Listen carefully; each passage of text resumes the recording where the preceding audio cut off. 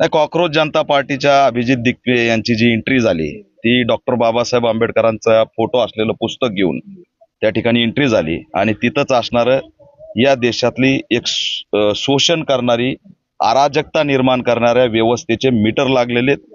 आणि त्यांनी ज्या पद्धतीने आज आंदोलन केलंय हे केंद्र सरकारने आधीच केलं असतं तर या दिवसाची गरज पडली नसते.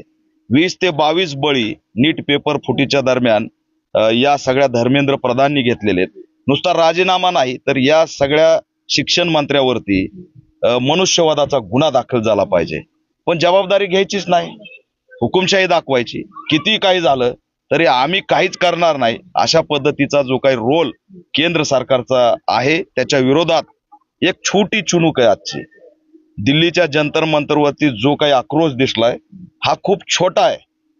काही तासात जर धर्मेंद्र प्रधानचा राजीनामा नाही घेतला आणि त्याच्यामध्ये जर त्यांनी लोकशाही पद्धतीने ही व्यवस्था चालवण्याची जर वाटचाल नाही दाखवली तर येणाऱ्या काळात ही आजची चुणूक जन उठावाच्या माध्यमातून देशामध्ये एक उग्र रूप घेतल्याशिवाय राहणार नाही.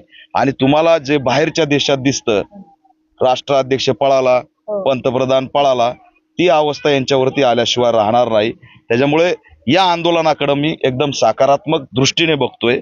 घराणेशाही प्रस्थापित भांडवलशाही गाडणारा एक नवा तरुण जय भीमचा नारा देत मैदानात उतरलाय आणि जंतर मंतरवर जय भीमच्या घोषणा होत्या. त्याच्यामुळे उद्याचा या देशातला जो काही क्रांतीचा उदय आज सुरू झालाय ती क्रांती जय भीमचा नारा करणार आहे हे असणार यातून दिसतंय. दिपके अभिजित दिपके याच्यावर दबाव आणण्याचा देखील प्रयत्न केला जात आहे आणि त्याच्या जीवाला धोका असं देखील बोललं जात आहे. नाही, त्याच्या जीवाला जे काही धोका वगैरे आहे हे बोललं जातं पण हे शक्य नाही. आम्ही उभा आहेत, पॅन्थर मुवमेंट उभा आहे, त्याला संरक्षण देणार.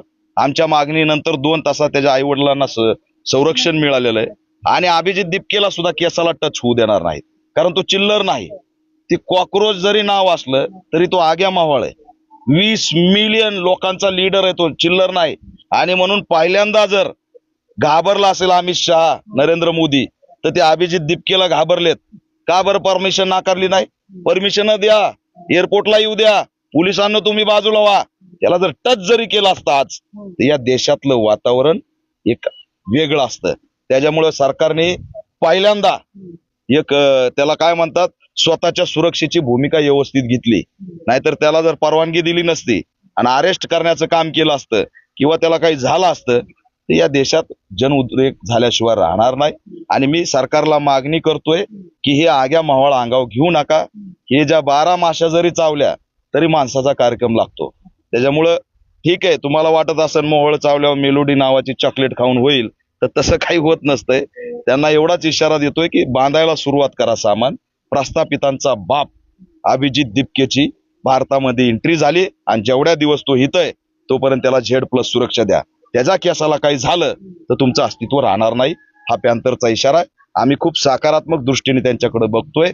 संवैधानिक मार्गाने हा जो लढा सुरू आहे तो जर असाच सुरू झाला तर वेटनवादच्या भूमिकेत असलेलो आम्ही त्यांची राजकीय भूमिका स्पष्ट होताच त्यांच्यासोबत एंट्री करू.